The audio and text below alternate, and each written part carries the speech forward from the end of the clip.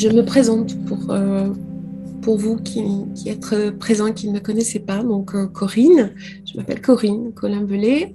Je suis psychogénéalogiste et ce qu'on peut dire aujourd'hui, ce qu'on peut appeler un psychanalyste intégratif. C'est-à-dire que il n'y a pas que la parole qui m'intéresse, il y a le corps aussi, l'énergie et toutes les dimensions de l'être global. Voilà. Donc, je consulte sur 2 cabinets ici, voilà, et à Tours, dans la belle Touraine, là, pour ceux qui sont loin, entre Paris et Bordeaux, voilà, donc en milieu de France. Euh, je donne des conférences depuis une douzaine d'années maintenant qui sont plutôt axées sur la voie du cœur et la santé préventive avec de multiples sujets. J'ai écrit plusieurs livres, alors j'essaye d'admettre au fur et à mesure que ça arrive, hein, pardon, voilà, top. J'ai écrit plusieurs livres qui sont autant des ouvrages collectifs pour commencer avec le docteur Chenet par exemple, où j'ai écrit médecine et sophrologie. J'ai collaboré sur des articles sur la santé pour des revues suisses aussi, belges, de développement personnel pour signer Sens, etc. Et puis un jour, j'ai dit j'y vais, je me lance. Voilà, et à la faveur d'une rencontre, eh ben, le premier livre en 2017 est sorti, Vivre, c'est se choisir. Voilà. Et puis on suivit les autres. Voilà. Ok, donc allez hop, j'accueille en même temps. La faveur du confinement pour moi en 2020 m'a été peut-être de le vivre un peu comme une grâce, je dirais, parce que j'ai ralenti considérablement encore mon activité, mon pas, pour écrire plus. Donc j'ai écrit, composé des petits voyages méditatifs qui alimentent ma chaîne YouTube, notamment maintenant quasiment qu'avec ça. Hein. Je vois bien que c'est ce qui convient le plus. Donc, et j'aime. Donc je les écris, je les enregistre et puis je collabore avec des musiciens. Voilà. Donc 2 albums ont été réalisé, ok. Et mon dernier bébé de l'automne, là, qui est sorti pour l'équinoxe, c'est éclore mon programme de 21 jours pour rejoindre l'unité. Voilà. Peut-être on pourrait dire une douce alchimie entre l'intégration de la posture méditative qui est à essayer de prendre chaque jour. Je sais que c'est pas facile, hein. Ce n'est pas facile, ça n'a pas été facile pour moi. Donc, mais j'y suis venue et aujourd'hui, c'est quelque chose que je ne pourrais pas quitter. Hein, donc, voilà. Et puis, il y a le neurochangement parce que j'y ai associé pour faire travailler un petit peu la bilatéralité du cerveau, cerveau gauche, cerveau droit, des carnets créatifs, j'ai appelé ça des petits carnets créatifs sur ce programme, avec des thématiques du quotidien pour favoriser en fait le changement tout doucement dans la progression. Voilà, donc il y a la thématique de l'enfant bien sûr, mais il y a la confiance, le lâcher prise, les pensées négatives ou les liens négatifs par exemple, le temple intérieur, la compassion, l'amour, l'audace, la peur, tout ce qu'un être humain qui est bloqué dans sa vie, et surtout si l'enfant intérieur est blessé, il a besoin d'un repère en fait au quotidien pour s'aider. C'est peut-être une petite forme d'auto-coaching qui est super intéressant. Voilà. Donc ça c'est mes petites créations si vous ne me connaissez pas. Donc je forme les professionnels de santé aussi avec Néosens, qui est un programme qui comprend aussi les voies de l'épigénétique appliquées à la santé et puis les voies de la compréhension de l'empreinte affective de l'enfant. Voilà, quelque chose qui est dans mon quotidien aussi. Hein, voilà. PEPS existe, c'est un beau programme. Ben là, ce soir, il y a des pepseurs ou pepseuses avec nous, okay, qui sont là, en programme en ce moment avec moi. C'est une belle odyssée qui a commencé il y a 7 ans. Et là, on traverse sur 7 journées, 7 mois. En fait, on revisite sa vie complètement, comme pour faire un reset, en fait. Donc, on commence avec l'empreinte affective, revisiter une journée l'enfant, hein, mais c'est pas complet, puisque il faut un peu plus que ça. Mais on visite une journée les peurs, une journée les colères, et puis sur sur ces mois-là, en fait, on va déprogrammer des choses intéressantes. Donc déjà en soi, quand on veut faire un bon travail sur soi, ben, je pense que ça commence par ben, s'initier à visiter son empreinte, ses blessures, hein, voilà, donc ses pensées, etc. Puis après, on reprogramme sur les 3 derniers mois avec des émotions positives et guidées vers ce qu'on appelle la manifestation de l'élan de la vie en soi. Voilà. Ok, donc voilà pour ce que je suis, ce que je propose. Ok, pour ceux qui ne me connaissaient pas. Donc, j'ai débuté mon chemin, moi, en thérapie, j'avais 17 ans. J'en ai 50 et quelques, donc ça fait un moment. Et j'ai pas quitté, en fait. Donc, je suis restée très fidèle à un chemin thérapeutique qui m'a continuellement fait grandir, voilà. Mais avec des embûches qui a été prévues sur mon contrat de vie. C'est comme ça. Donc, finalement, c'était les prémices de l'impact des premières conséquences de mes blessures d'empreinte, d'enfants blessés. Mais ça a orienté considérablement mon chemin de thérapeute, hein, parce que quand j'ai débuté par la psychanalyse à 17 ans, il est clair que je n'imaginais pas que je serais thérapeute aujourd'hui, bien entendu, et que je ne serais pas un thérapeute en plus spécialisé dans cette gestion émotionnelle et de l'impact traumatique en fait des premiers temps de la vie. Voilà, donc c'est un beau chemin. Moi, je suis très fière du chemin que j'ai fait. Donc, comme vous, la vie, elle m'a bousculée. Parfois, je l'ai maudite. J'ai pas honte de le dire. Parfois, je me suis dit que c'était pas juste, que c'est parce que on peut tous se dire à un moment donné. Et puis, ben, quand je regarde tout ça, je me dis que tout est parfait aujourd'hui. Donc, c'est donc qu'en fait, on peut faire ce chemin. Tout le monde peut le faire, en fait. Tout le monde peut le faire. Il faut vouloir le faire. Entrer dedans et puis reconsidérer pas mal de choses. Voilà. Si tout au long, je voulais vous dire aussi au départ que tout au long, voilà, n'hésitez pas à me laisser vos questions, soit par mail, soit dans le chat. Maintenant, si c'est par mail, ce sera plus facile si vous avez besoin d'une réponse et j'essaierai de vous répondre chacun, hein, voilà, selon vos besoins. Mon regard sur l'enfant intérieur, eh bien, peut-être vous avez lu, hein, je pense, ce petit e-book, vous l'avez peut-être tous téléchargé, j'espère qu'il vous a plu. Il ne faut pas hésiter à me dire ce que vous avez aimé ou pas. Je pourrais ainsi peut-être le retoucher, ok. Et en soi, il est une esquisse, j'allais dire, de ce concept de l'enfant intérieur qui est si vaste. Je lui consacre mon 4e livre en 2022, fin 2022, début 2023, je pense, en détail. Voilà. Hein, donc, parce que là, c'est un petit e-book qui donne une petite mise en bouche de ce que c'est, mais il y a tellement à dire. Donc, je vais essayer de vous faire partager ce soir un petit peu de ce que j'imagine, moi, quand j'accompagne tous ces adultes blessés vers la reconnexion à l'enfant, à la nature de l'enfant en soi. Voilà. Donc, mon chemin, il m'a offert de créer des liens avec différentes thérapies, avec des concepts aussi, hein, bien sûr. On doit à Jung, à Bradshaw, par exemple, ou Eric Berne, des travaux sur l'enfant intérieur, et c'est super parce qu'ils ont initié une voie comme tant d'autres. Et ma perception aujourd'hui, moi, hein, de l'enfant blessé, elle est presque devenue holistique.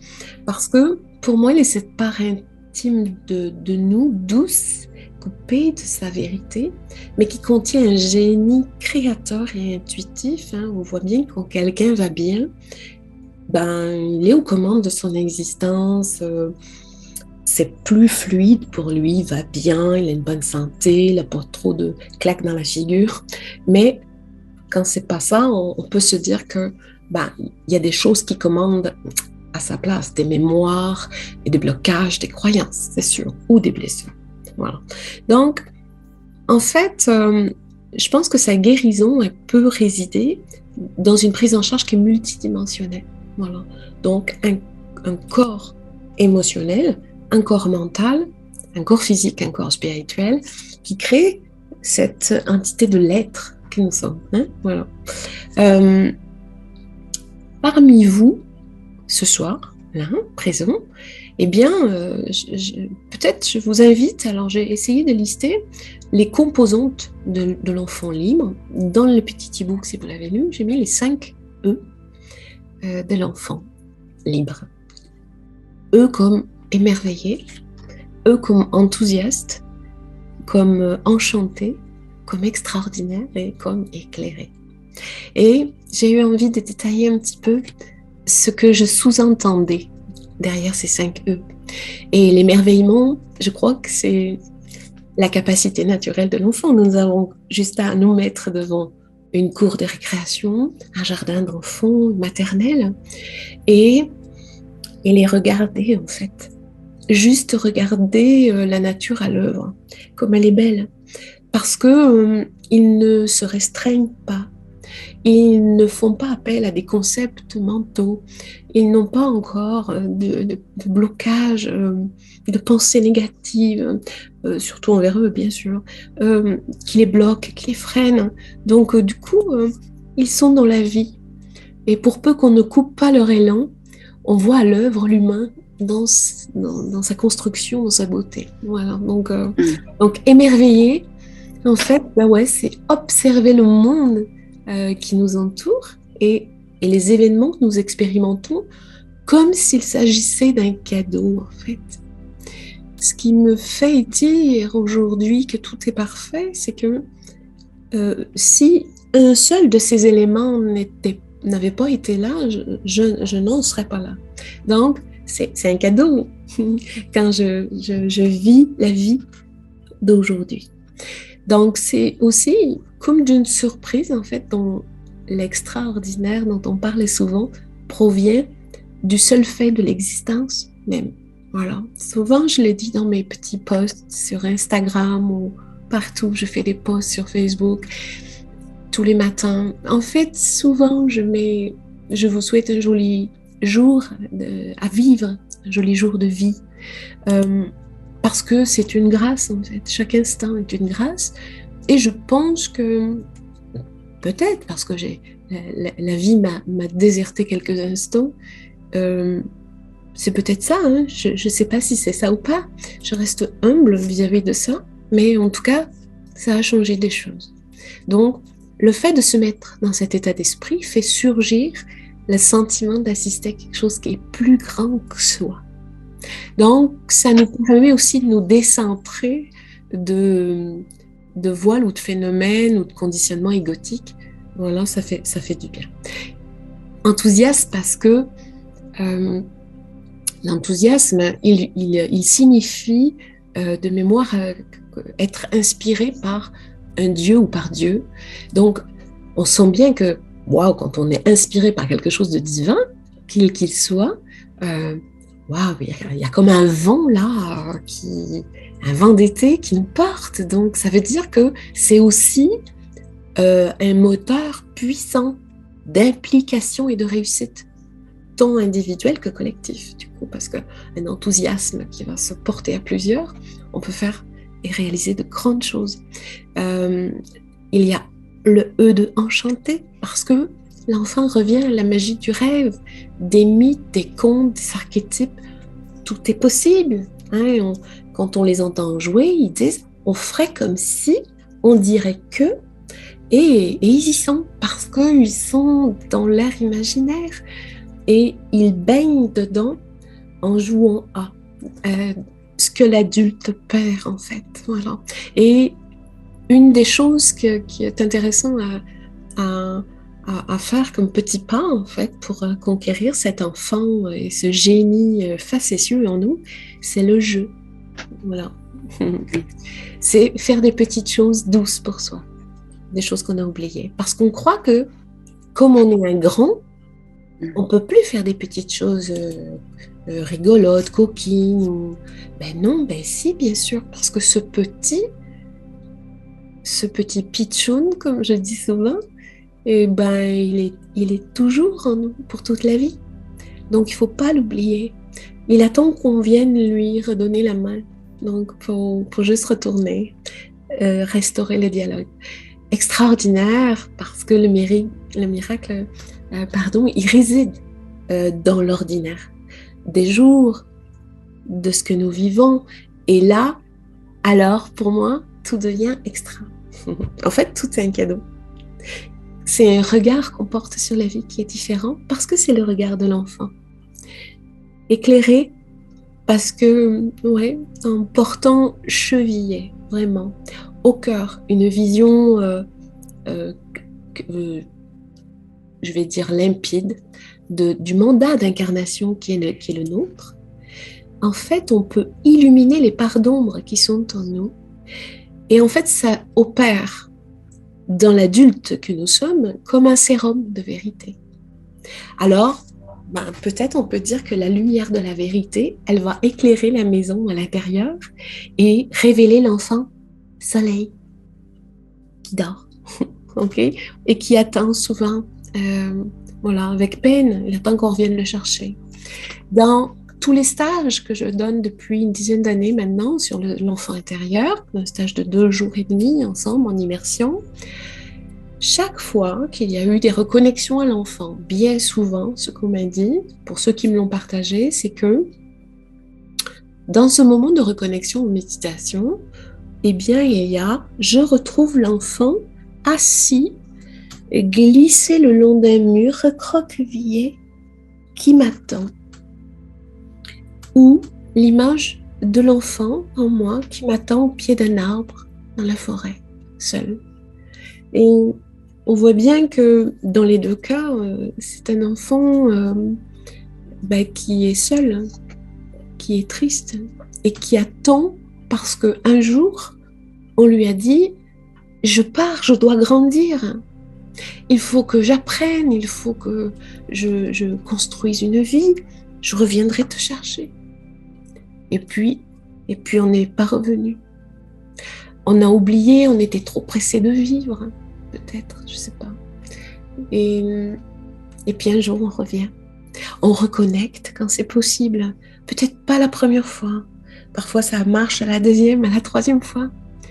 Mais quand la reconnexion s'opère, on ne peut plus se quitter, en fait. Il y a comme un pacte. Voilà. Donc, c'est vers ça que j'aime, en fait, conduire. OK ? Alors, on pourrait parler de cette reconnexion en 4 clés, par exemple. La liberté d'être soi, en fait. Pour réparer cet enfant en nous, il faut d'abord faire le choix de s'aimer. S'aimer et se choisir. C'était le titre de mon premier livre. Vivre, c'est se choisir. Je savais déjà intimement que en me choisissant, je faisais un pas énorme. Arrêter de choisir pour les autres ou en fonction des autres. Attendre que l'extérieur répare quelque chose, comble quelque chose. Quand on arrête ça, en fait, on devient son propre référent et on ne peut plus attendre ou rendre coupable ni personne, ni les expériences que nous vivons. La deuxième clé, c'est de créer sa vie. Une fois qu'on a pris la liberté de le faire, on la crée, on bâtit ses rêves en fait. Parce que si on veut replacer le génie aux commandes, il faut déjà peut-être, j'allais dire, comment instaurer une ligne de conduite, une vision. Ok ? Voilà. La joie, pour moi, est prépondérante, elle est au centre de la vie de l'enfant intérieur. Ça va prodiguer pour l'enfant et l'adulte devenu un corps en pleine santé et un cœur ouvert. La joie est l'émotion naturelle de l'enfant. Et puis, une autre clé, c'est de redevenir perméable à ce qui est subtil. Parce que, oui, bien sûr, nous avons le cerveau, très tôt, on sait bien qu'on on nous donne des apprentissages, des connaissances. Ok, nous devons parfois même subir un rythme, des protocoles. Ok. Mais on oublie qu'il y a aussi un espace en nous et autour de nous qui ne se voit pas et qui pourtant se meut à travers notre être. Donc, c'est une des composantes pour moi essentielles aussi de l'enfant intérieur qu'on ne peut renier parce que ça fait partie de son génie. Et on sait bien que les génies, parfois, ils sortent pas de la bouteille, ils sortent de la théière. Ok, donc ils sont facétieux. Ok, l'enfant intérieur en nous, il est relié à notre innocence, pour moi. Un enfant intérieur, quand je le vois, un adulte, un enfant intérieur qui est libre, eh ben, il est tout à sa singularité dans une différence qu'il peut manifester d'une manière ou d'une autre, mais qu'il assume parfaitement. Il est spontané, il ne calcule pas. Un enfant, regardez-le tout petit, à 2 ans, 3 ans, il ne calcule pas si alors il va avoir le droit de faire ça, il touche. C'est le parent qui dit non. Mais nous, on va être complètement conditionné en fait à rompre avec tous ces élans qui sont des élans de spontanéité, du mouvement, de la parole, du geste, même de l'unité, de la paix en nous. Si la sécurité n'a jamais existé, on verra pourquoi, ben, du coup, il va falloir que je l'installe. C'est pour ça que j'en suis venue à concevoir un programme comme Éclore, parce que la méditation, elle m'a permis déjà de rester en vie. Et donc, du coup, je lui dois d'avoir compris comment prendre rendez-vous avec moi tous les jours. Si je n'avais pas fait ça, je pense que je ne serais plus là parce que il y avait comme une urgence. Et l'urgence ne va pas avec un processus de réparation des dommages. Donc, si il n'a pas toutes ces parts que je viens de vous décrire, en fait, il devient un enfant blessé. Et un enfant blessé, bien, c'est un enfant qui s'adapte à son environnement, qui se soumet ou qui se rebelle. Hein, les enfants rebelles, on sait bien que parfois ils traversent la France, ils vont habiter à 500 km de leurs parents ou dans un autre pays. C'est un moyen, sans se fâcher, de se mettre à distance. Il va rester tapi sous ce que j'appelle les voiles d'un façonnage affectif, dysfonctionnel évidemment, de l'enfance, mais qui peut être nié dans la manifestation de ce qu'il est, dans ses besoins fondamentaux, on verra. Quand ils ne sont pas nourris, il peut être traumatisé par un vécu de son environnement et ne pas pouvoir l'intégrer. Ou le vivre dans un isolement, une solitude qui le prostre. Voilà. Et il rejouera évidemment en permanence tout cela tant qu'il ne pourra pas observer qu'il est blessé. L'enfant intérieur blessé, il bloque l'adulte. C'est pour ça que autant de consultations, autant de thérapies, autant de thérapeutes, autant de moyens, d'outils, de courants, de voies pour venir tenter de se réparer. Parfois, on fait l'erreur d'aller chercher des thérapies brèves, mais qui sont des outils thérapeutiques, comme certains que je pratique, comme l'hypnose par exemple, une hypnose classique.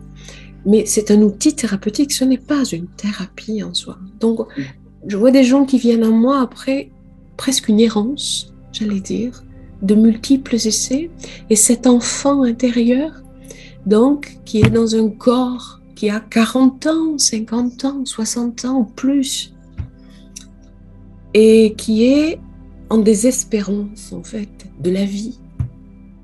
Vous voyez? Donc, c'est important d'entamer un processus et de l'embrasser pour guérir.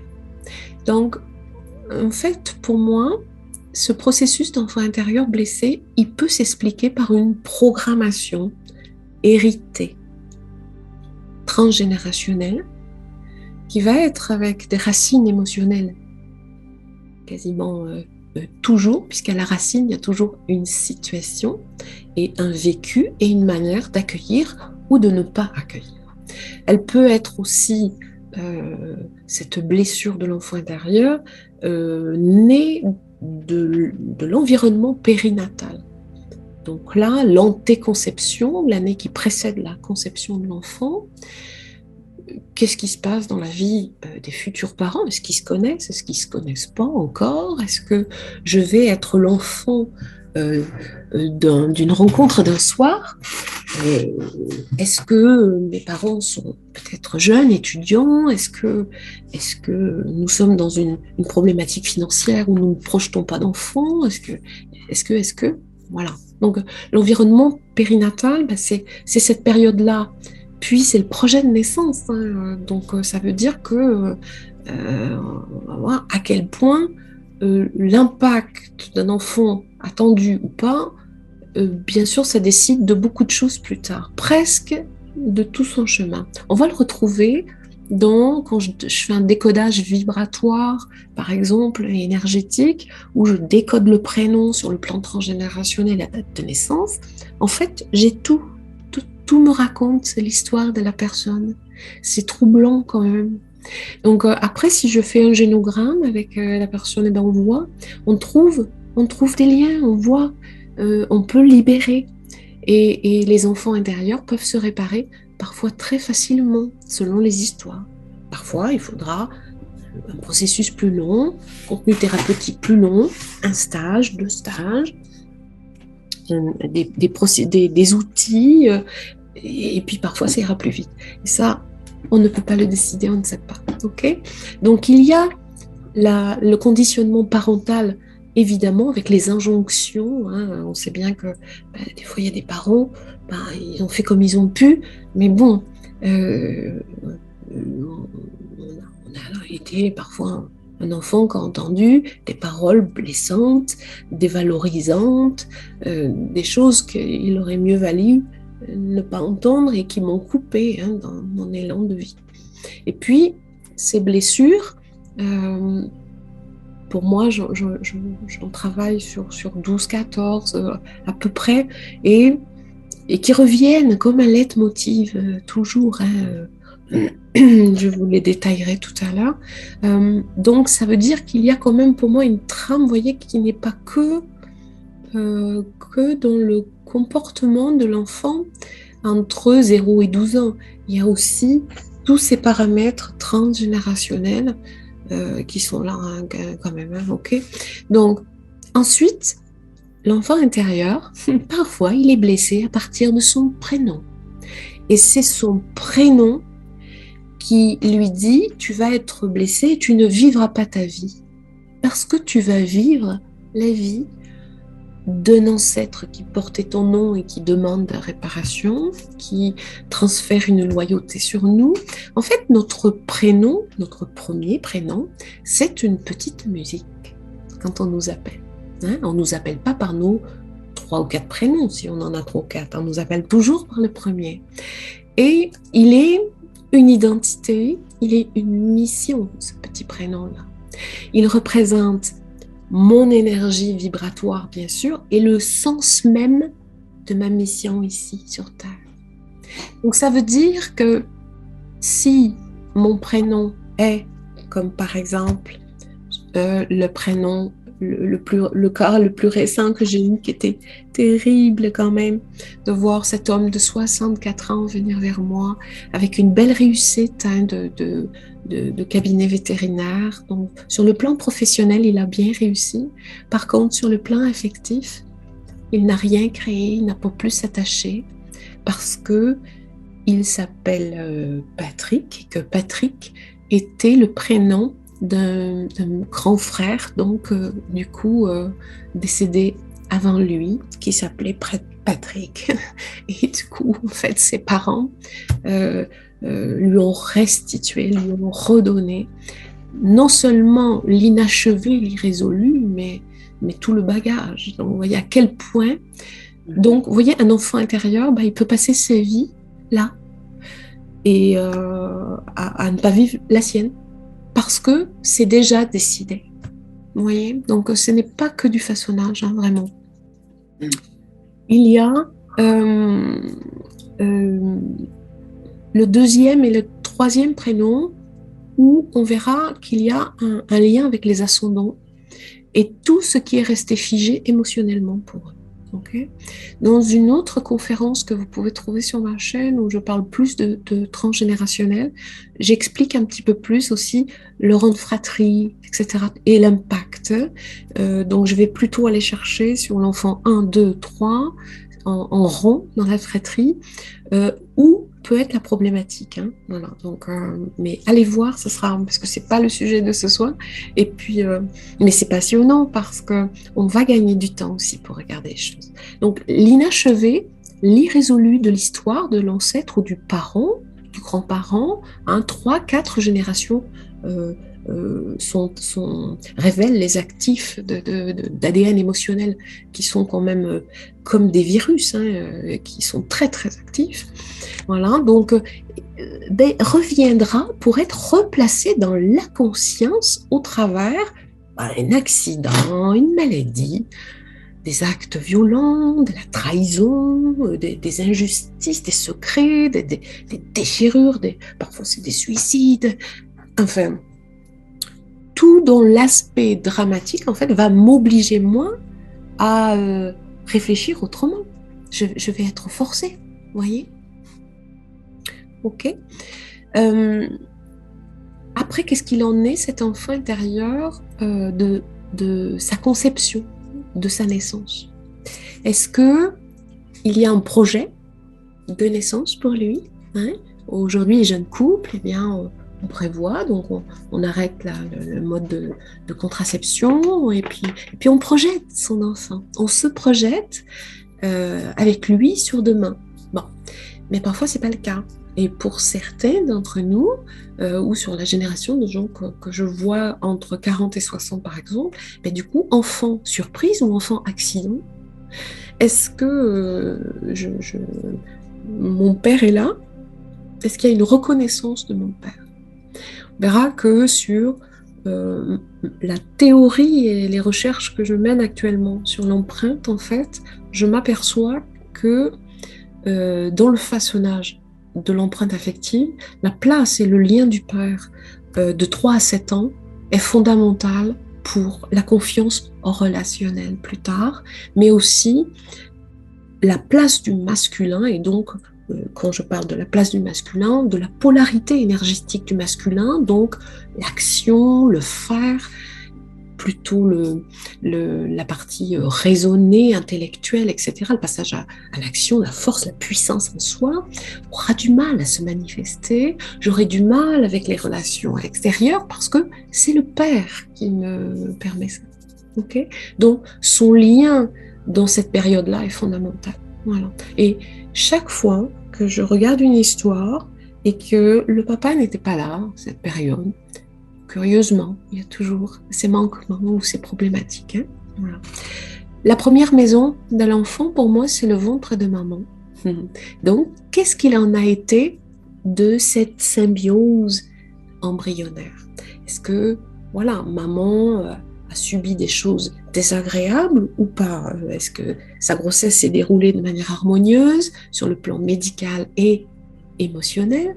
Voilà, est-ce que, vous voyez, tous ces paramètres, même si on le sait, les remettre dans l'écoute, c'est bien ce soir, l'annonce même de la grossesse. Il fait quelle tête le papa quand j'annonce que je suis enceinte? Il fait 3 pieds de long, il s'en va, il claque la porte, je le revois plus, ou il me saute au cou, ou quoi? Comment ça se passe? Parce que bébé, lui, il va garder cet engramme initial, en fait. J'ai retrouvé dans certaines empreintes la vibration de l'acte sexuel créateur de l'enfant, à tel point que ça peut être vibrant. Et puis, après, il y a le passage. Hein, donc, du coup, avec un enfant qui naît, des fois je prends souvent l'exemple de la césarienne, est-ce que c'était prévu la césarienne ou pas? Peut-être que oui, peut-être que non. Et si c'est pas prévu là, comment je le vis?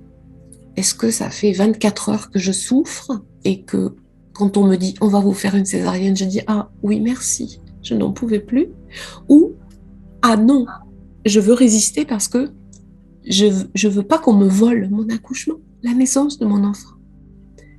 Donc comment j'accueille? Vous voyez bien qu'encore une fois, c'est moi qui vais, comment je vais accueillir cet événement?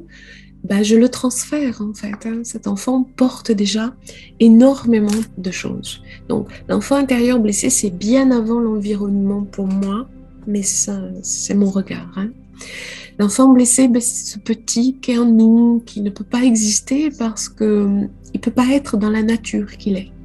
Il est nié parfois dans sa singularité, dans sa différence, dans sa douceur, dans sa féminité pour un garçon, dans sa masculinité pour une femme, le fait qu'il ne soit pas dans les codes, pas dans les attentes de ses parents ou d'autres figures représentatives. Il ne correspond pas peut-être aux attentes inconscientes aussi, à leurs projections, à leurs irrésolues à eux, évidemment. Donc les blessures typiques, en fait, elles sont bien sûr aussi souvent des ratages dans l'affectivité ou la conséquence de traumatismes émotionnels, qu'ils soient vécus par l'enfant ou par ses parents. Il y a, je pense... Mais je vais manger avec vous, je vais rester avec vous. J'adore. Alors, qu'est-ce que tu as? En se coupant de son génie, là, par instinct de survie, du coup, l'enfant, il va se construire un petit peu dans un rôle et il va s'endurcir, se blinder, se carapacer, parce qu'il va anesthésier sa sensibilité, sa sensorialité, ses émotions, en fait. Ça va devenir compliqué. Ok? Alors, oui, vas-y, je t'écoute. J'entends des conversations. C'est possible de couper le micro parce que ça perturbe le... Voilà, si vous pouvez... Je vous entends parler du coup à quelqu'un, je ne sais pas qui, mais c'est désagréable. Merci beaucoup. Ok, donc on était sur le fait de se couper et du coup c'est là vraiment que commence le chemin de la blessure pour l'enfant. Donc dans ces blessures phares, on va trouver en premier le manque d'amour.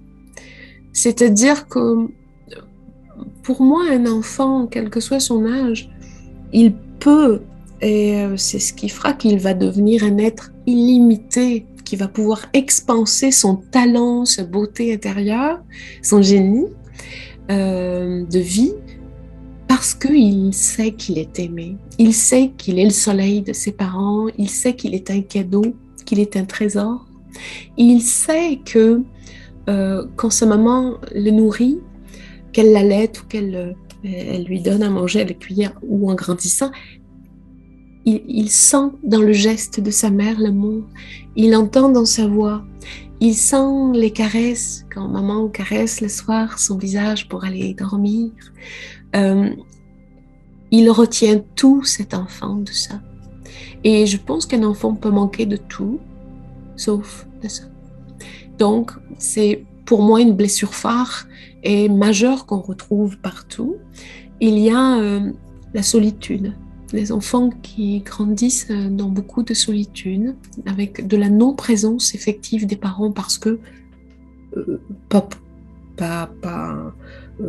trop occupés à travailler ou peut-être déjà dans leur propre chaos à eux, à ferrer, à faire pour pas sentir, peu importe. Mais en tout cas, ces enfants grandissent avec pas assez de présence.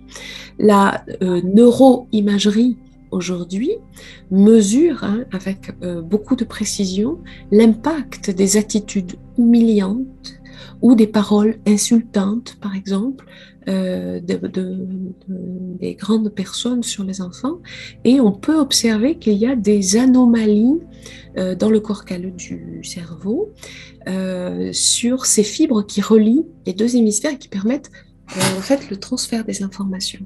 Donc on sait pertinemment, il y a eu de multiples études faites dans des orphelinats, etc., que la carence sensorielle affective, elle éteint certaines zones du cerveau. Ça veut dire que cet enfant va grandir en se niant, en oubliant qu'il est un génie en devenir. Il y a derrière tout ça la négation à exister. Il y a des blessures comme l'indifférence, par exemple.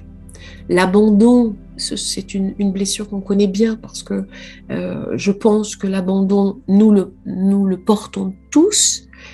Nous n'avons qu'à revenir à notre moment de conception, à la murula, cette première petite cellule qui se divise déjà.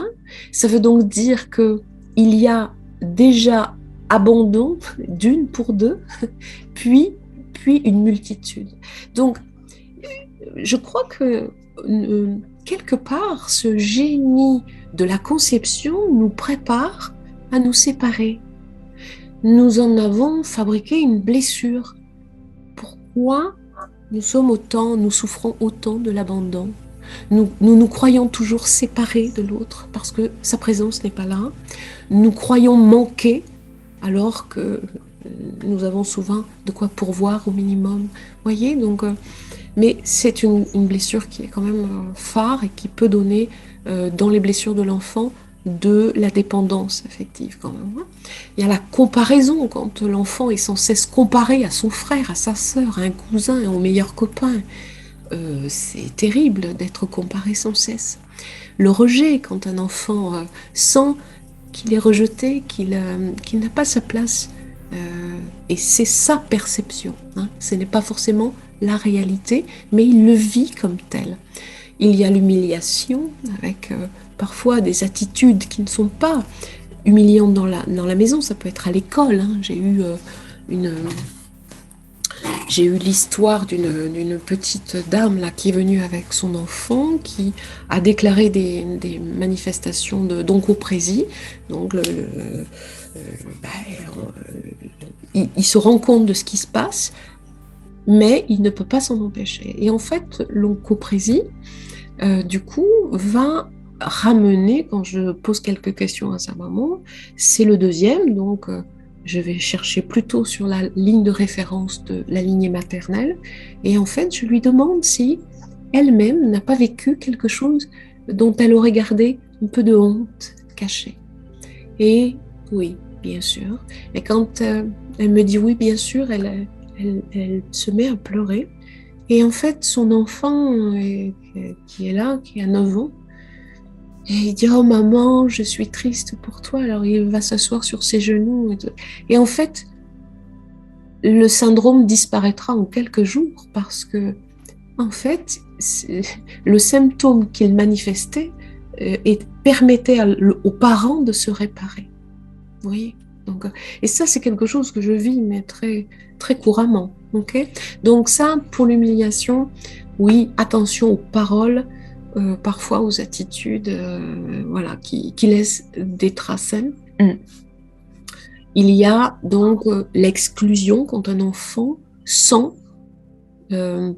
parce qu'il y a remariage, parce qu'il y a, ça on le voit beaucoup avec les couples qui se reforment, etc. Il y a des enfants qui se sentent exclus parce qu'ils ne trouvent pas leur place, parce que le nouveau conjoint a du mal avec les enfants de l'autre. Enfin, on voit bien qu'on fait face à de nouvelles blessures aussi qui naissent. Donc, il y a la culpabilisation, le dénigrement, quand un parent dénigre ou culpabilise son enfant, il le trahit. Je dis souvent, papa, il m'avait dit que ça changerait rien parce que il se sépare et puis que ça changerait rien. En fait, papa, il est parti très loin avec sa nouvelle amoureuse et en fait, je le vois plus comme avant. Et moi, ça me manque. Donc, du coup, il m'a un peu trahi. Mais l'enfant, il aura du mal à dire que c'est de la trahison. Donc, il va l'intérioriser et on verra un enfant souffrir, devenir triste, se déprécier parce que penser que il n'a pas la valeur que papa fasse le chemin. Ok? Donc, voilà. C'est des choses que vous pouvez, qui peuvent vous faire revenir sur vos trajectoires ou vous faire penser à d'autres, hein, en tout cas. L'affection, pour moi, elle est tout. Et je pense elle est aussi dans ma mission d'âme, puisque dans les trajectoires de vie qui ont été prévues pour moi, dessinées pour moi, eh bien, j'ai pu voir ça à l'œuvre. Donc, je sais que l'affection est vitale et que si l'enfant en est privé, en fait, il va s'attacher de manière peut-être disproportionnée, en tout cas très intense, à tout événement ou toute personne qui va faire revenir un brin de ce ressenti qui est enfoui en lui, qu'il a peut-être connu l'espace d'un instant, quel qu'en soit le prix. Mais quel impact? Parce que du coup, à terme, l'adulte, il tombe dans le piège de la répétition. Donc, d'une mémoire, d'un échec, d'un blocage, c'est de la perte d'élan de vie, ça peut être de la dépendance affective, ça peut être une incomplétude aussi, irraisonnée, de se sentir jamais complet, j'ai jamais fini, donc je vais jamais au bout, j'en ai jamais assez, je suis pas satisfait de moi, enfin, une tristesse qu'on n'explique pas, une dépression, des peurs qui peuvent être complètement irrationnelles. Les gens, des fois, me disent, mais je sais, j'ai peur, c'est bête ce que je dis, ou ça n'a ni queue ni tête, mais j'y peux rien. Ben oui, j'y peux rien. Des crises de larmes, des crises de rage, des angoisses, de l'insécurité, de la dévalorisation, des maladies, bien entendu, et des troubles addictifs, bien sûr, qui sont des troubles de compensation. On sait bien qu'une addiction en soi est un système de perfusion. Souvent, c'est comme si je me faisais ma petite piqûre de shoot de quelque chose qui me donne l'illusion que je gère mon problème. Mais je gère rien du tout, en fait. Voilà. Je suis ni plus ni moins que indépendant. Voilà. Dans les besoins fondamentaux de l'enfant, il y a ces besoins physiologiques qui sont à respecter, bien entendu, qu'ils soient nourris, qu'ils soient propres, qu'ils puissent se reposer, évidemment, qu'ils soient en sécurité. Ensuite, il y a ces besoins socio-affectifs, et là, du coup, il a besoin d'être aimé, touché, reconnu, valorisé, il a besoin d'être autonomisé aussi, parce que c'est le guider vers demain, respecter, voilà, parce que surtout, comme je disais tout à l'heure, s'il y a carence sensorielle, il y a atrophie du cerveau. Donc, on sait que ces besoins fondamentaux-là, ils sont précieux. Il y a les besoins cognitifs d'interaction qui doivent aussi être nourris, le besoin d'apprendre, de parler, de comprendre, après plus tard de découvrir, mais d'imaginer, de les laisser imaginer, voilà, tout ça, ça fait partie des choses dont ils ont besoin. Et les besoins d'interaction, parce qu'un enfant, pour grandir et devenir un homme, une femme, ben, du coup, il a besoin de s'identifier, il a besoin d'imiter, du mimétisme, de modéliser aussi. L'enfant intérieur blessé a souvent modélisé un schéma parental qui était dysfonctionnel, bien entendu, mais il a aussi besoin d'explorer, de bouger, de sentir, enfin, que sais-je. Donc, vous voyez, il y a tous ces besoins, donc ça veut dire que waouh, il y a un chemin à faire, et quand on fait le compte, on se dit, bon, déjà là, j'imagine que derrière votre écran, vous vous dites, bon, alors, j'ai noté ça. Bon, vous n'hésitez pas à me faire, peut-être pas dans le chat, c'est peut-être pas facile, mais si vous voulez que je vous réponde juste entre vous et moi, vous me ferez un petit mail. Je vous répondrai avec plaisir. L'enfant intérieur libre, lui, en fait, on voit que c'est un adulte, il croît, vous savez, il fait comme les beaux arbres, en fait. Ils poussent, là, ils ont un tronc et des racines, des racines sont bien ancrées, ils ont un tronc qui est bien planté, bien charpenté, et puis des branches qui s'en vont, puis elles croissent, en fait, vers le soleil, vers le ciel. Et là, du coup, il y a la manifestation de tous les talents, bien sûr. Donc, cet adulte qui a un enfant libre en lui, c'est parce qu'il a pu intérioriser sa petite bulle intime, sensorielle, confiante. Et elle a été élaborée par le nourrissement de tous les besoins, bien sûr, par le développement de l'estime pour lui, de sa valeur, de sa confiance, etc., en sa nature. Si ces besoins, hein, vous comprenez que s'ils ne sont pas respectés, mais en fait, là, l'enfant, qu'est-ce qu'il fait? Il se protège, en fait. C'est ce que j'ai fait. Assez tôt. Je m'en suis pas aperçue.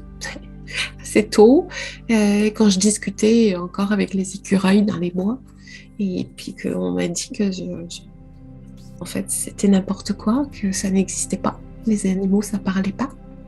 Et donc, du coup, j'ai enfermé des choses. J'étais une petite enfant hypersensible et donc je pleurais pour tout et rien. Vous trouverez un podcast sur ma chaîne là-dessus. Itinéraire d'une hypersensible ultra heureuse, je crois. J'avais dû mettre ça comme ça aujourd'hui. Oui, mais voyez comment, quand je suis revenue sur tout mon chemin pour comprendre comment mon enfance était, à quel moment je m'étais coupée de moi, ben, j'ai compris, bien sûr. Donc, si ces besoins ne sont pas respectés, ben, qu'est-ce qu'il fait? Il se protège par ces petites voiles successives autour de lui qui vont lui donner l'illusion d'une protection, bien sûr. Hein. Mais plus il se protège, plus il s'éloigne de lui et il s'éloigne du génie qui est en lui. Il se coupe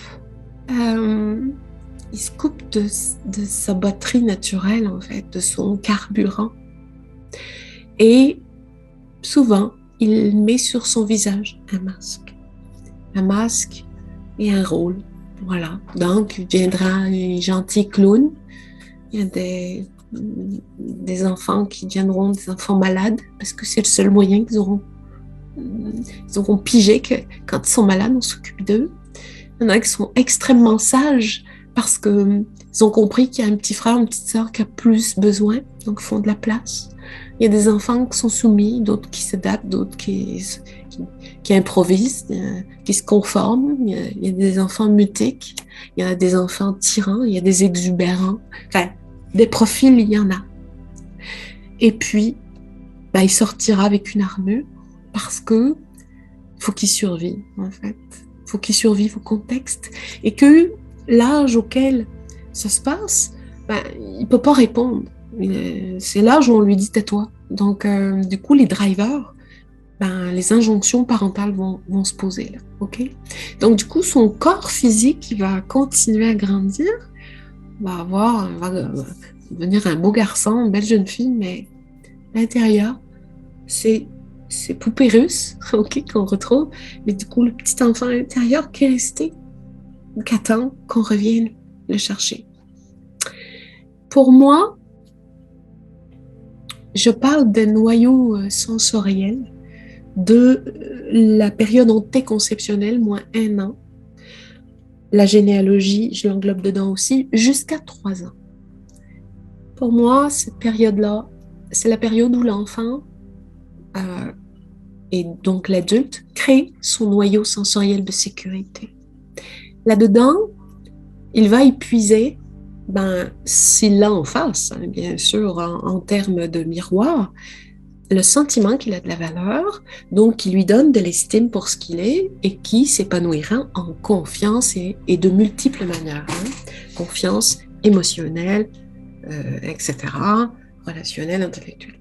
Bien, donc du coup, bien sûr, il peut faire ça parce que là, du coup, c'est OK. Mais s'il n'est pas nourri dans tout ça, ça veut dire que les premières blessures de l'enfant intérieur pour lui seront là déjà dans ces 3 premières années de vie.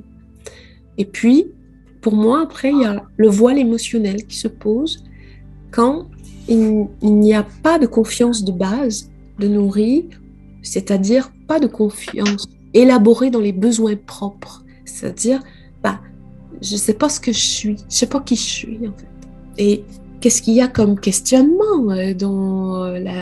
dans les consultations? Je veux savoir qui je suis, je ne sais pas qui je suis, qu'est-ce que je viens faire sur cette terre? Enfin, c'est quoi ma mission d'âme, de vie, pensant? Enfin, sachant que cette mission de vie, c'est bien celle qui fait qu'on oublie qu'on a faim, qu'on a sommeil, qu'on a froid, que je sais pas, on oublie, oui.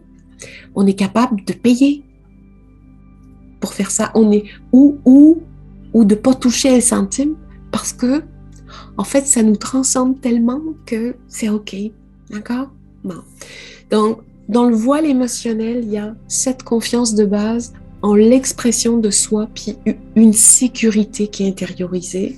Et donc, ben, c'est ou ça, ou tout son contraire. D'accord? Et là, du coup, ben, c'est l'expression qui peut déjà être touchée, c'est-à-dire que l'enfant n'est pas autorisé à manifester ce qu'il ressent. Donc, il intériorise, il commence à faire le lit de la répression émotionnelle. Donc, il ne manifeste pas sa peur, pas sa colère, il va le manifester de manière intériorisée ou sous forme de symptômes, par exemple, ou d'attitudes comportementales, dysfonctionnelles, notamment à l'école. Voilà. Et puis le voile relationnel, donc là, je vous en ai parlé tout à l'heure un petit peu, présence et lien du père de 3 à 7 ans, voilà, parce que du coup, on revient juste à, sur le plan archaïque, les hommes, voilà, sortaient de la grotte, allaient chasser les mammouths, ok, donc c'est eux qui allaient à l'extérieur, ok, et ils amenaient leurs garçons pour apprendre à chasser, etc. Et les femmes gardaient le feu pour qu'il y ait du feu pour faire cuire une fois que les hommes revenaient. Donc en fait, tout était bien organisé, mais cette énergie-là, on peut la transposer aujourd'hui et la retrouver. Hein.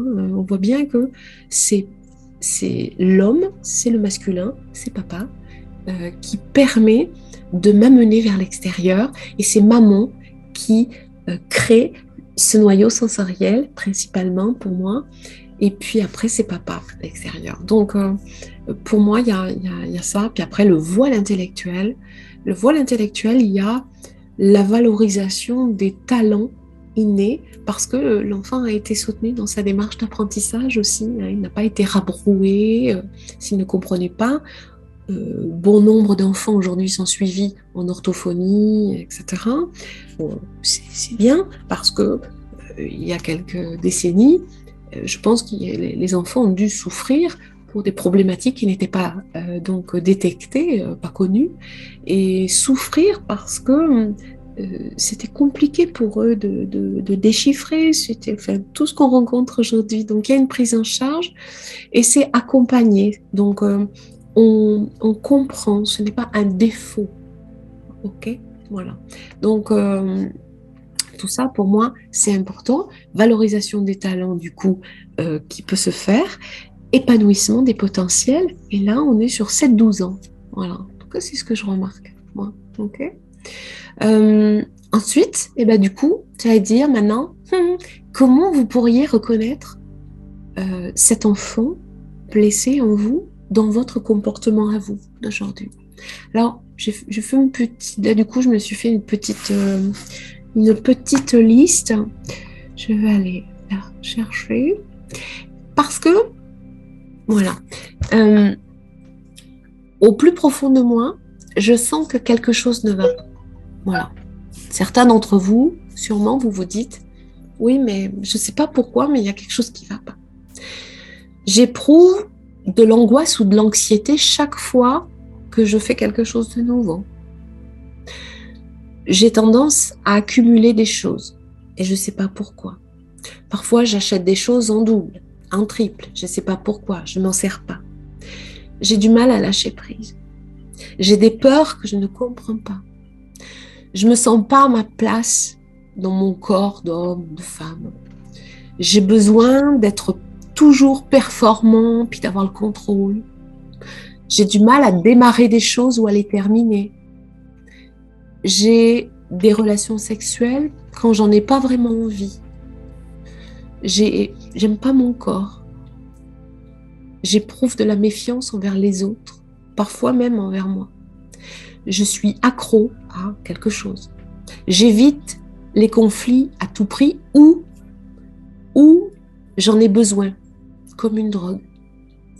J'ai peur des gens. Je me sens plus responsable des autres que de moi-même. Je nourris plus les besoins des autres que les miens. Je ne prends pas soin de moi. Je travaille trop. J'ai des douleurs dans mon corps. J'ai du mal à dire non. J'ai profondément peur d'être seule et je ferai tout pour garder la relation que j'ai. Je ne me suis jamais sentie proche de mes parents. Je ne me sens pas bien dans ma vie. Ok? Donc, voilà. Bon, laissez-vous peut-être, vous, de votre côté, sentir à quel étage ça fait mal, qu'est-ce qui coince, parce que du coup, l'enfant, vous voyez, il peut être blessé sur de multiples étages. Donc, les voies de guérison de l'enfant, pour moi, je dirais, elles tiennent en 3 mots. Accueillir, je le dis souvent, hein, accueillir, accepter, transmuter. Accueillir parce que tant que je n'accueille pas, tant que je ne m'accueille pas, je ne peux accueillir personne. Sans m'en rendre compte, je ne peux pas faire de place à quelqu'un d'autre. Accueillir les expériences comme peut-être la pierre angulaire d'un chemin de vie qui est déjà pré-tracé pour moi, mais sur lequel j'ai 100% de pouvoir. Donc accueillir ce que la vie me donne en étant une expérience parfaite, l'accepter. Tant que je lutte et que je ne veux pas accepter, je souffre. Et tant que je souffre, je ne peux pas guérir. Si j'accueille, j'accepte, je peux cheminer vers la transmutation. Et la transmutation en alchimie nous permet de nous délivrer des parts d'ombre pour la part de lumière ou de transformer ce qui nous plombe en or. Donc, c'est remettre le génie à la place. Il y a une phrase que je mets souvent sur mes journées de stage, c'est « Ce que je suis est ma place ». Je vous laisse réfléchir sur ce que ça vous évoquera de votre côté pour guérir votre enfant intérieur. Il ne faut pas plus que vous ne vouliez autre chose, ou en tout cas une autre réalité que celle qui est la vôtre aujourd'hui, que celle qui a été là. Donc, la marche, en fait, le chemin pourrait être s'arrêter. Vous arrêtez si ça ne va pas. Vous arrêtez pour écouter le tumulte à l'intérieur, le chaos, le non-sens, le contre-courant de la vie qui fait que vous bataillez avec elle. Parce que, en fait, quand vous ne faites plus ça, elle vous prend dans ses bras et vous dansez avec elle. C'est-à-dire que vous accueillez, vous voyez ces manifestations synchroniques parfaitement. Parce que l'univers nous fait des clins d'œil à longueur de temps. Mais on est trop préoccupé à survivre et on ne voit rien. Donc on fait un petit état des lieux et on prend rendez-vous avec soi. On fait une opération reconnexion, je crois. On entreprend une thérapie de l'enfant intérieur. On ne peut pas guérir un enfant intérieur en faisant des soins énergétiques. Enfin, ça ne marche pas comme ça. Les blessures se sont construites, il faut les découdre en fait, il faut déprogrammer. Il faut une thérapie qui soit axée sur le maternage et le reparentage à la fois, et ça c'est plutôt en stage. Donc, c'est une de mes spécialités, ok? Comprendre les mécanismes et les figures d'attachement aussi, hein, que sont parfois nos parents ou les référents, et puis dans quelle forme d'attachement j'ai grandi. Il faut s'apporter, savoir qu'on peut s'apporter ce qui nous a manqué sans se juger et surtout sans minimiser l'impact. Parce que souvent, les patients que je vois ou les stagiaires ne veulent pas, comme s'ils ne voulaient pas dire oui, mais ils ont fait comme ils ont. Mais bien sûr que nos parents, ils ont fait comme ils ont pu. Il n'est pas question de. Mais il faut authentifier le dommage pour nous. Sinon, on ne peut pas guérir. On a besoin de repasser par l'étape intégrité. Ok? Redonner à la main à l'enfant tapis sous le manteau des peurs. Et le meilleur moyen, c'est de créer une passerelle journalière vers sa maison intérieure, parce que c'est un gage de régularité, parce que c'est une sécurité. Hein. Pour moi, ça a été le meilleur moyen, ça a été la méditation, en fait. Tous les jours, le petit repère, 1 minute, 3 minutes, 5 minutes, ok, etc. Puis maintenant, ok, c'est tous les matins, c'est demi-heure ou 40 minutes. Voilà, et c'est une nourriture et c'est extraordinaire. Et puis des petites actions quotidiennes via des pensées qui sont plutôt positives, des mantras positifs, des outils qui tendent à vous faire avancer, comme je parlais tout à l'heure, à neurochanger. Parce que pour changer, pour guérir, il faut changer de rail, en fait. Il faut que le rail neuronal, il faut qu'il change. Si vous restez dans les pensées de la veille, vous aurez demain le même résultat. Donc, ça marche pas. Ok. Et puis, abolir les croyances qui sont programmées. Les croyances, quand elles ne marchent plus, on n'y croit plus. Bon, alors, si vous n'y croyez plus, vous en changez. Vous en programmez d'autres, auxquelles vous avez vraiment envie de croire. Voilà, avec ferveur, avec foi, avec la foi du cœur. Okay. Puis, il faut redonner la main à l'enfant. Donc, symboliquement, voilà, on y va d'abord en méditation, puis après, on suit. Hein, c'est un concept, une approche en soi, ok. Mais on redonne la main à ce petit qui n'attend que ça, en fait, de retrouver, et parfois on peut percevoir jusqu'à le toucher, en fait, a l'impression de s'étreindre. Voilà. Et le plus beau cadeau, en fait, qu'on puisse se faire, c'est de transmuter toutes ces blessures-là ou toutes ces mémoires, une fois identifiées, en force de vie.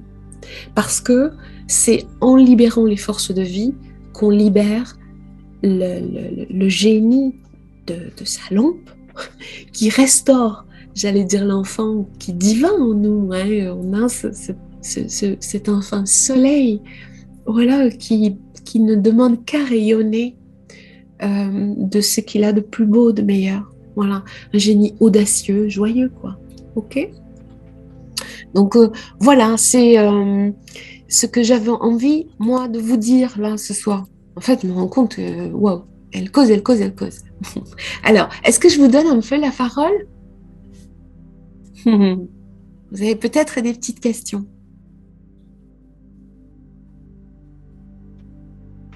Je peux. Oui. D'abord, merci. C'était magnifique à entendre. C'était très doux. J'ai beaucoup aimé. J'ai appris des choses encore. J'aime apprendre. Il y avait juste une petite chose en fait, il y a plein de choses, mais il y en a une qui m'a un petit peu interpellée. Oui. Vous parliez de soins énergétiques, que ça ne soigne pas l'enfant intérieur. Pas que. Ah, OK. C'est-à-dire, moi, je sais que j'essaie au niveau des soins par le biais énergétique, mais je sais que même pas juste ça, là, bien d'autres choses aussi, mais je suis souvent un petit peu obligée de revenir parce que ça ne se soigne pas effectivement tout de suite. Ben oui, parce qu'on a plusieurs plans de conscience, Claire, en fait. C'est ça. Tu vois, c'est l'être multidimensionnel qui est en nous, en fait. On a besoin, parce qu'on a aussi beaucoup priorisé ce cerveau cognitif, on a besoin de comprendre. On a besoin de faire du sens. Alors, on a besoin de travailler le soin énergétique, c'est sûr, mais c'est pas en ça que tu vas tout réparer. Non. OK. C'est sûr. Mais moi, ce n'est pas une affirmation en tant que telle. Je ne vous partage que mon chemin, ce que modestement je comprends et que j'ai envie de mettre à portée, puisque je me rends compte que j'ai un temps d'accompagnement qui est très court et qui est très efficace. Donc, je pense que je suis plutôt dans le juste. Mais, mais je voulais pas dire que c'était pas... je sais bien. Mais du coup, d'accord. C'est intéressant ta question parce que oui, la dimension énergétique, elle fait partie du corps énergétique, de un de nos corps. Voilà. Donc, et on en a besoin. Ouais. Et d'ailleurs, je suis souvent bien la première déjà à faire un petit bilan énergétique aussi pour certains patients ou leur dire allez faire un petit soin parce que vous avez besoin de vous retaper ou d'apaiser. Hein? Donc, c'est un tout. Hein? Ah oui, tu as raison. Merci. Avec plaisir. Coucou Suzy. Coucou ma belle Suzy, je suis contente de te voir ce soir-là. Ça fait longtemps. Ok, est-ce que vous avez d'autres petites questions? Alors, je vois dans le chat, comment la méditation peut aider? Eh bien, la méditation, elle aide parce que chaque jour, c'est un rendez-vous avec soi. Et principalement, alors là, si je vais parler de ce que je propose, que ce soit sur ma chaîne, où il y a quelque chose de posté toutes les semaines, mais dont le programme Éclore là, que j'ai créé, et qui, jusqu'à la fin du mois d'ailleurs, est avec une petite réduction pas négligeable, donc que vous pouvez régler même en 3 fois, je crois. Donc, fait que vous pouvez vous apporter un joli petit cadeau. Si vous voulez faire du chemin, c'est le moment, c'est Noël, pourquoi pas. Et bien, par ce biais-là, je prends rendez-vous avec moi, un temps de méditation. Sur ce programme, il y a des temps de méditation qui sont 5 minutes, donc c'est vraiment tout petit, parce qu'il faut pouvoir l'intégrer dans la vie que nous menons aujourd'hui, et qu'à côté, il y a un petit carnet aussi qui va me donner un petit exercice à faire. Donc je crois que parmi vous, il y en a qui l'expérimente en ce moment. Hein, donc, vous pouvez encore mieux en parler. Et du coup, la méditation, elle amène à se recentrer, à s'apaiser, à ralentir, en fait, se rendre compte que on se disperse, on est dans une agitation, une tyrannie mentale, etc. Donc méditer, après, il y a plein de formes de méditation. Hein. On peut méditer de manière active, il y a des gens qui méditent en marchant, en étant très connectés au vivant. On peut méditer en dansant, on peut méditer guidé, on peut méditer sans support de voix ni de musique, on peut méditer dans le silence total. Enfin, tout est possible. En tout cas, pour moi, c'est un cadeau. Ouais. Donc, c'est un cadeau de vie d'abord, et c'est un cadeau qui permet de se recentrer très vite. Une fois que vous avez pris l'habitude de le faire tous les jours, chaque fois que quelque chose vous perturbe, vous dérange, vous fermez les yeux tout simplement quelques instants ou quelques minutes, et là, vous vous replacez à l'intérieur de votre axe, tout simplement. Et là, à cet endroit-là, c'est l'endroit où réside notre nature. Donc, c'est tranquille, c'est paisible. Voilà. Donc, oui, la méditation, elle apporte ça.